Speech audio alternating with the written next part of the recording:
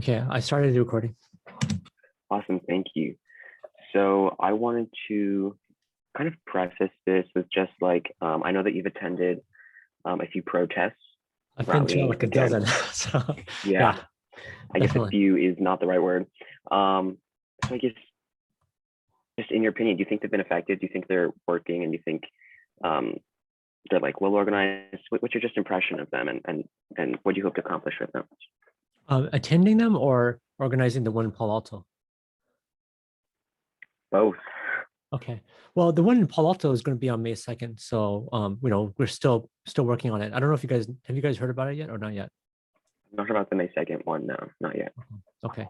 Yeah. So working on that one, but I've attended a lot of them, and it's actually to me really kind of eye opening, right? Because Um, unfortunately, Asian hate, this is not, it's not like it's a new thing. It's actually been around for a long time, right? It's been around since I think Asians first came to this country, right? I mean, look at the Chinese Exclusion Act, right? You look at the Japanese Americans during World War II.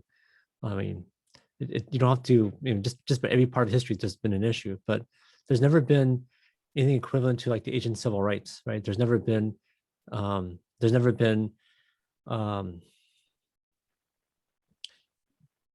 Asians never organized actually before. And so this is the first time where there's trying to organize, but it's hard to know whether this is, going to continue or fizzle out. I don't know, right? I hope it leads to something real, but it's hard to tell, right? Um, but it's what's encouraging is that there's a lot of these rallies and you talk to the people there and you have incredible stories to share, right? In terms of just what they go through, right? And I think for most part, most Asians just kind of ignore it, right? Ignore the issues that they're facing, right? And but I think with the fact is like video everywhere, right? Cameras everywhere. Um, people see some of these injustices, and so that's something that's kind of different this time, right? There's that in social media, and in the past, like all this stuff has happened before, right? You probably remember like Vincent Chen, like a long time ago, basically killed, and the guys got off, right? So, I mean, there's things like that, but there was no video back then, right? And now there's video everywhere, so people see what happened, right? People see that, see the injustices, and want to do something about it, and that's new, right? That's something which is interesting, right? And the other interesting thing is, like in Santa Clara County, we are 38% Asian, 38%, which is the largest ethnicity actually, largest and fastest growing ethnicity. But um, if you look at like the voting population is actually quite low, right? It's pretty. Um, I forgot the stat overall for the Senate for the county, but it's like a fraction of that, right? Like a 10% or something. I forgot exactly what it is, something on that order. And then you look at the elected officials, even smaller percentage of that, right? And so representation really isn't happening. And this is very, very much unlike other ethnicities, right? Almost every other ethnicity, they're pretty well represented, but not Asians, right? And so I don't know if you saw the spokesperson for the Atlanta shooting. Did you watch that at all? I don't think I did, no. Okay, so the spokesperson there was talking about the killing, right? So 8 people got killed, 6 Asian women, and the guy was like, oh, the guy just was just having a really bad day. This is why he killed 8 people, right? Not a hate crime, just coincidence that 6 Asian women got killed, and um, and so like I think it's a reflection of probably the people he's worked for, right? It's the people that elected office, right? Probably not totally representative, right? So I think I mean, while there's been a lot of darkness, right, with all this, I'm hoping that the silver lining to all of this stuff um, will be that there's better representation than there is today. That Asians actually get the voice.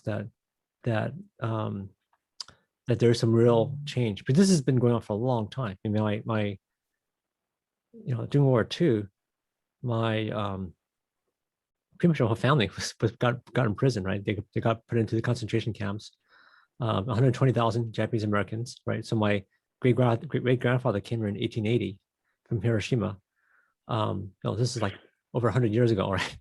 1880, right? And And so my grandfather was born here, right?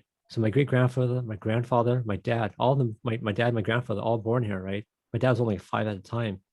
All got put in concentration camps, right? It's like the fire so you couldn't believe. Like, when they got when the executive order got issued, pretty much all the Japanese American had to sell everything. It was like, imagine like trying to sell your house in just a couple of days, right? And like unload everything, right? You couldn't keep your house, you can't keep your mortgage, you couldn't pay your mortgage. You could my family had a small wholesale food business. You would buy veggies from or food from Japanese American farmers and then resell it to the grocery stores. Lost, I mean, the business totally gone, right? Um, and yeah, so they went in there. You could only carry 2 suitcases, right? Imagine in 2 days compacting everything you had into 2 suitcases. Imagine that, right? Imagine like the devastation that causes, right? And then they get into the camp, and it's not like the Four Seasons, right? I mean, it's pretty brutal. And not quite like Nazi Germany. They didn't gas them, right? They didn't stuff nerve gas down, in bathrooms like that. But like my grandfather, so my dad's dad, never made it out, right? Died of tuberculosis. A lot of other people didn't never made it out, right? People don't talk about that stuff, but it was pretty brutal, right? I mean, it was no insulation in the walls, right? Limited fuel, limited food, right? Only the hardy survived, right? So my dad, he's 5 years old, and his dad's dead, right? The main breadwinner of the family is gone, right? And then after the war, right, they get released. At least here in California on the West Coast, incredible anti-Japanese discrimination, right? If you're Japanese, it's like super bad news, right, in California, because so many people here went to the Pacific. They had sons that died in the Pacific, right? So incredible anti-Japanese discrimination, like you can't believe. My dad, after the war, he was released, and he actually said it was better in the camps. He was released in the camps. He wasn't like, you know, just because he was Japanese. And the thing that people gets confused by is that the Japanese Americans here were born here and they're loyal to the United States, not to Japan. They're not the ones who kill people in Japan. They're the ones here in California, right? But people get really confused by that, right? They think that the Japanese here were the ones who got in prison and lost everything. Were the ones who killed their sons, right, in the Pacific, but they're not, right? Maybe common ancestry, but they're not the ones who did it, right? Their loyalty is to the country. And my dad gets released, gets out, right? His mom, there's one reason back then there was like a lot of Japanese Americans went into gardening is because like the Hispanics today, they didn't, they couldn't get a job. If you're Japanese American, you had like it's like the black mark. You couldn't get a job anywhere. And so a lot of them did became gardeners, right? Because you could start that business because it's work that people didn't like. It's kind of like with the Hispanics today, right? They do gardening because this job is a very undesirable kind of job, right? And my dad, picked cotton in the field, right? Really manual labor type of stuff. But my dad also just dropped out of high school because it was so bad. Like in school, if you're Japanese, just really tormented, right? I mean, just really bad. So deprived of education as well, right? Not, he lost his dad, they lost the business, they lost the house. My dad lost his education too, right? So all that stuff. And back then there was nothing, right? There was no protest, there was no social media, there's no closed circuit, there's no like video. It's just, people were cool with it, right? They thought it was a good thing to do, that all the Japanese Americans got rounded up, right? And I don't know. I don't think that's a good thing. I mean, I think it's a tragedy. I mean, same thing happened to the Chinese, right? I'm half Chinese. From the Chinese side, the Chinese came here, they built all the railroads, right? A lot of the infrastructure in this country, and then they can't become citizens, right? They get shipped back to China, they get cheated out of their wages, they get massacred in the streets, right? Not good stuff, right? So this kind of stuff has been happening for a long time, right? And it continues to happen, right? And it, like, I mean, I remember growing up. I mean, in my high school, I was like one of 5 Asian kids out of 4,000 kids. So me, my sister, and 3 other Asians, right? And I mean, it was rough, right? I mean, you feared your life going to school. It's not like going to school here in Palo Alto, right? Where there's a lot of Asians. It's like you're definitely felt different, right? Right. I mean, from just trying to hold on to your lunch money, trying not to get beaten up that day, right? I used to, when I would go to school, I would think about like what routes do I take. I mean, I became a very fast runner as a result, and I would think about like how to get to school, right, without getting beaten up, right? I mean, it was tough, right? Even as a kid, and this is way after World War II, right? It's been much better now. My kids go to school in Palo Alto and they don't feel it, right? They don't see it. They don't see it. And it's great. So it's, you go from the time when my great grandfather comes here, right? Where they think it's okay to imprison people and let them die, right? For no good reason other than their ancestry, to today, my kids don't feel anything, right? They don't feel any racism for most part, right? And I think that's the beauty of this country. So I think we are moving forward. But, you know, um, so like not last March, the March before, about a year earlier, just as the COVID thing started, I was just biking along on Millfield and East Meadow, stopped at a stoplight, minding my own business, right? This white minivan pulls up, and these young white guys, and they start yelling at me, saying, "Hey, like, why'd you bring a virus here? Go back to China, all this bullshit," right? I didn't felt like that. I mean, I was actually kind of scared, right? I mean, I hadn't felt like that since I was a kid, right? This is Palo Alto, liberal Palo Alto, right? But not so liberal, right? Right. I mean, Do I you think know. then, sorry, how do you think then you have such an extreme experience both now and as a kid? Maybe not in Palo Alto, but how do you think maybe in other cities with not such a high population of Asians, we can, what can be done both by community members and students, but also at the city council level to make it a safer and more inclusive environment? Well, okay, so in the summertime last year, I proposed to my colleagues that so they were looking to, this is the height of the BLM movement. They were going to look at the racism against Black and brown people. And actually, one second here.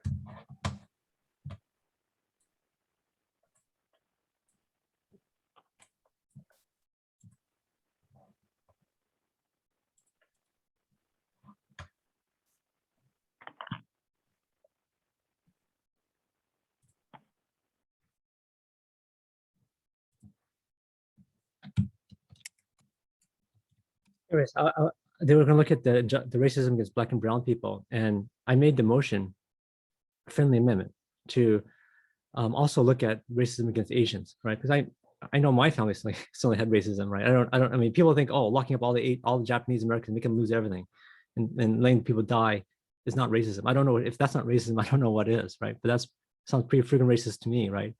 So I wanted the city to also look at that. Not a single person would back me on that motion. Not a single one, right? That's last summer. How right is that? Right? Why is that? Why did that happen? Do you think then that there needs to just be more Asian representation in city council and in governments? Well, look at the city school, government? look at the Palo Alto school board, right? Palo Alto is like 50% Asian right now. The schools are, right? If you look at your classes, Yeah. look at the school board. Is it 50% Asian? Like, Not even why is close. that? Why is that?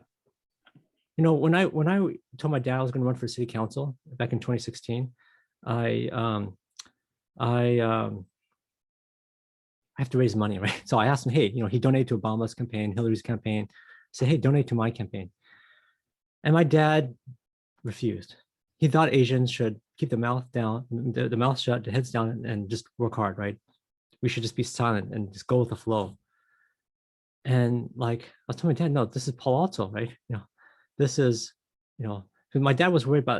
Okay, he thinks that we should just. I mean, so my dad's first name is Japanese, so he's the youngest of 4 kids, so he has a Japanese first name. His brothers and sisters all have English names, first names.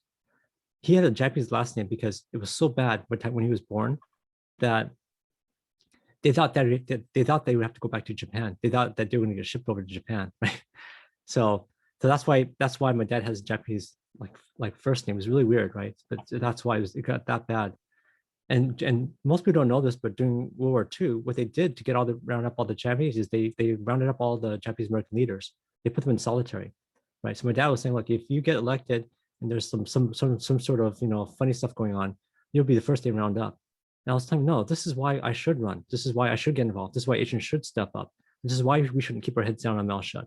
It's because we need representation so this bullshit doesn't happen, right? But my dad's perspective is he thinks that I'll get rounded up, right? Right? But maybe he's right. I don't know. But I think we have to try. I don't think we can't be people's punching bag. We can't. I mean, I think Asians keep a very low profile. We just kind of turn the other cheek and just let it go, right? Like, I mean, what happened to me with this minivan, I got that all my whole life, and it's like no big deal, really. I didn't report it, right? I didn't like make a big deal of it. I thought about like, I know the cameras are, I could probably get the license. I could probably track these guys down and make them feel bad, right? But I didn't do that because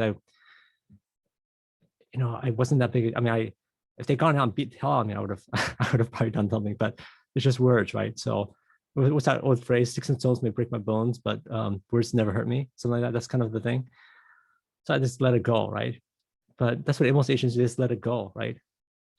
And I don't know if it's right. I don't know if that's the right thing to do. And that's why I'm organizing this rally in Palo Alto, because I just think it's enough, right? We have record high hate crimes against Asians. And the funny thing is that rarely, at least for Asians, are those hate crimes actually prosecuted as a hate crime.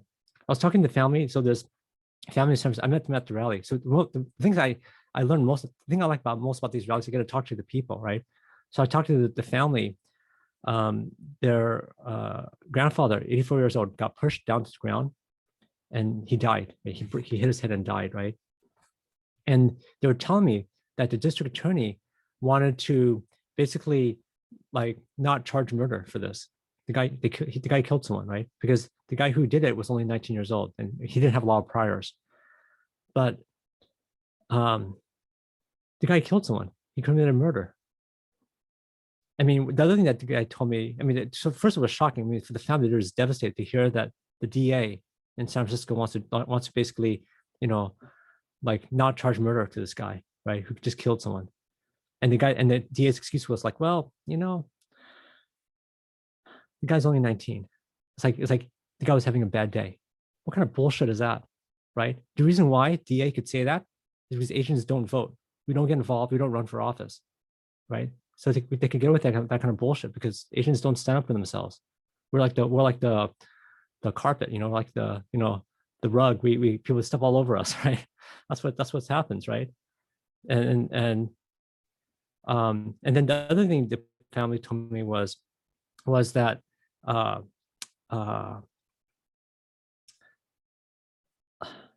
like if you just killed someone, what would you do, Jack? What would you do? I just killed someone. What would you do? What would your natural instincts be? Naturally, I would probably just try to run away and like. Okay, that's what most people would probably do. What this guy did was he went back to his car and got a smartphone, right, and started videotaping it. He was gonna make a TikTok or something out of it, right? And he was laughing about it on the video. Does that show a lot of remorse? No, that's straight up disrespectful, and I mean that's crazy. And then the other thing is that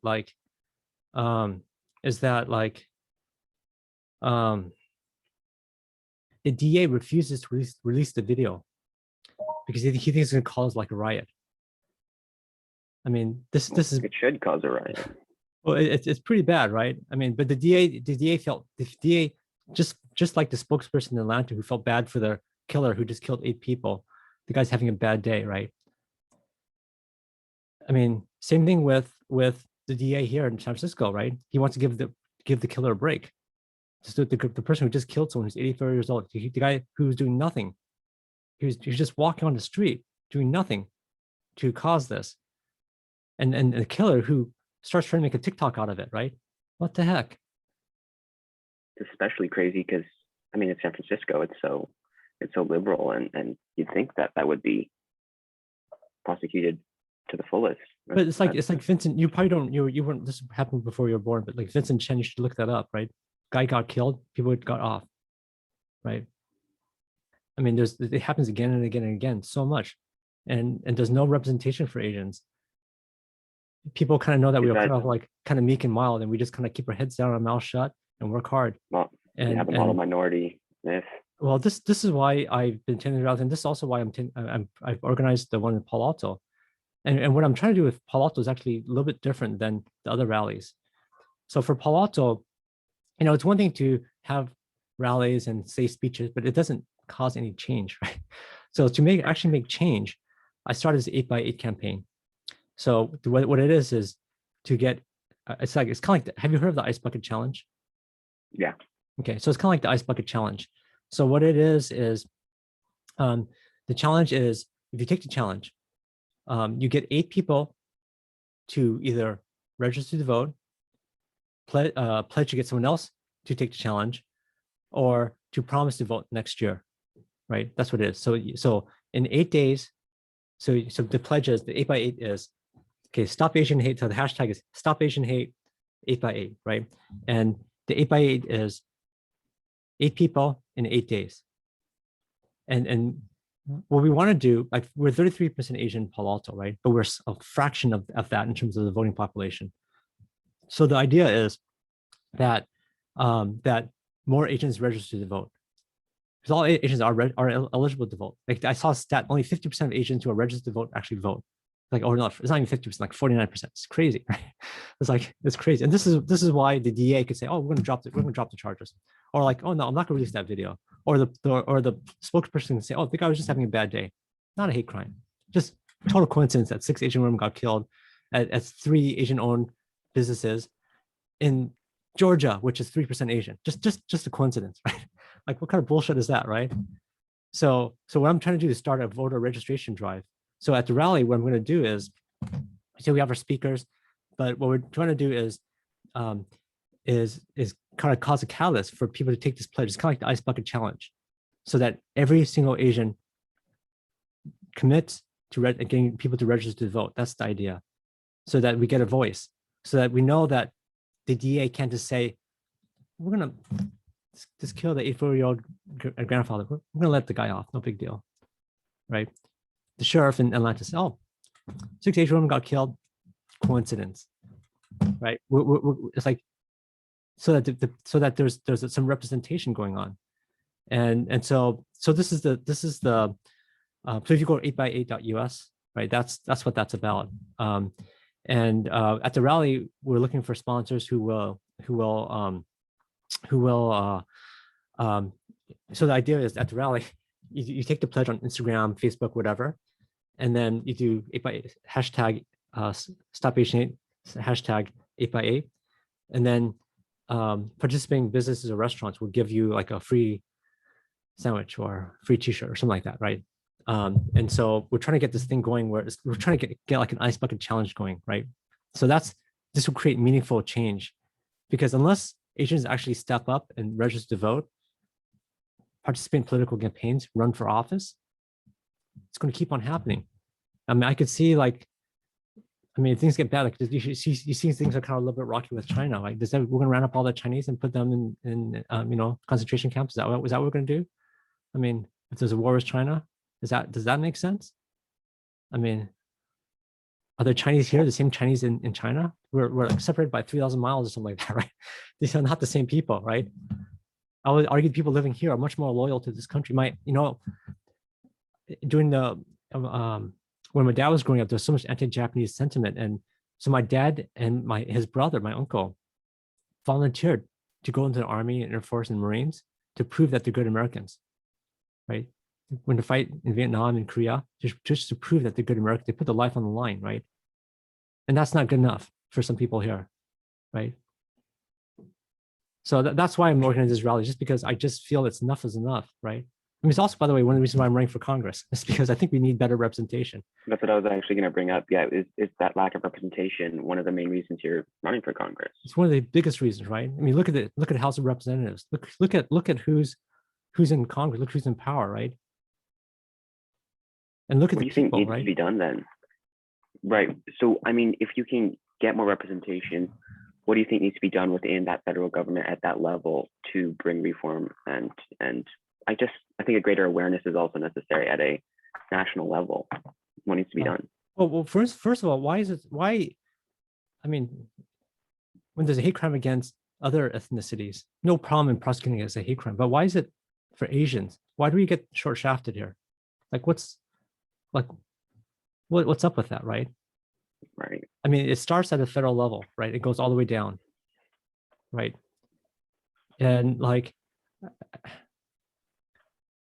I mean, this is one of the reasons why I ran for city council, because in city council, you look at who's on city council, right?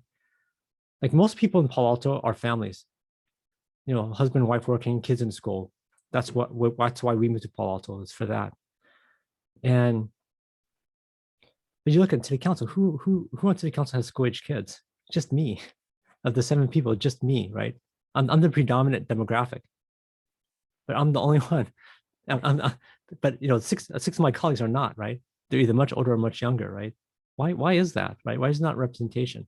Same thing with Asians, right? Why are we like 38% Asian in Santa Clara? I mean, our elected representatives are like low single digits. Like, what's up with that? Right? I mean, how's that right? How is it like we have DAs saying, "Oh yeah, feeling more sorry for the assailant than for the victims"? How's that? How's that right?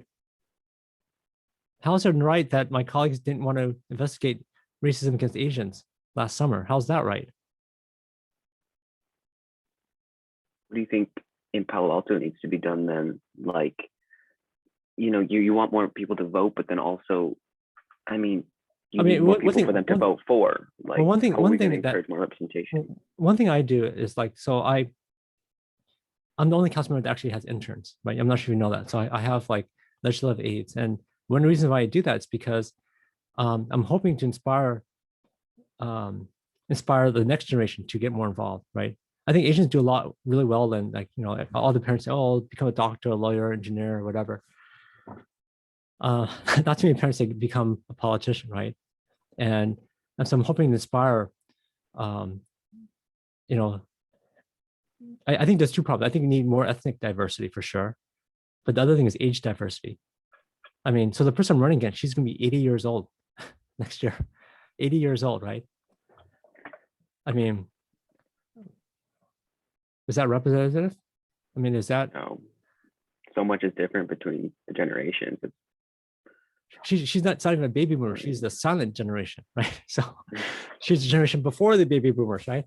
So like, I don't know, right? I just feel like if we don't step up, it's going to keep on going. I mean, I would make a lot less money working in Congress than just here personally, but I think we have to. I think Asians have to be more community minded. I think we have to get involved. We have to vote. I think that's the first thing we have to vote. That's why I'm doing this 8x8, this voter registration 8x8. We're going to have a voter registration booth there. We're going to have incentives to get people to vote, like to take this challenge, right? We're going to have these giveaways. We're trying to make this one of the largest rallies possible, like at least in the area, hopefully, right? And so hopefully you guys will write about this and spread the word. If you want to see more, just go 8x8.us on the website. But I think it starts with voting to show that we exist, right? I think the second step is I think Asians need to get involved in like council meetings, speaking up, writing in, need to participate in political campaigns. Most Asians do not do that. We need to like donate. We don't really donate as an ethnic group. We don't really do that. And we don't run for office either, right? So if we wonder why do we get second fiddle on everything, it's because of that. Because we don't vote, we don't participate, right? And both need to happen. But for those of us who can't vote, for those of us who can't even volunteer on a political campaign. It doesn't have to be mine, it could be anyone's. But just show that you matter. Right? How do you think? I mean, by volunteering on a campaign, it's like a super vote. People don't realize that. It's like having 10 votes or 50 votes actually, right?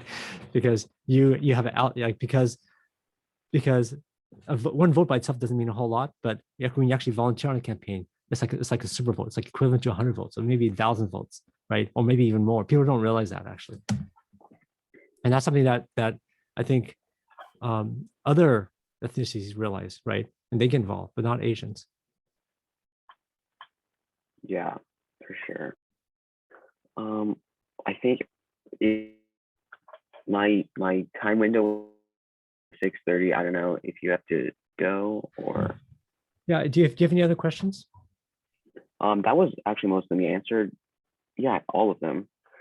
So well, if you could just for this rally in Palo Alto, we are looking for volunteers. So there's a lot of students from Poly, Gunn, Green, a bunch of other schools participating. So love if some of your readers. I would love to get involved. Yeah, and we'll definitely write about it, and promote it, and that's for sure.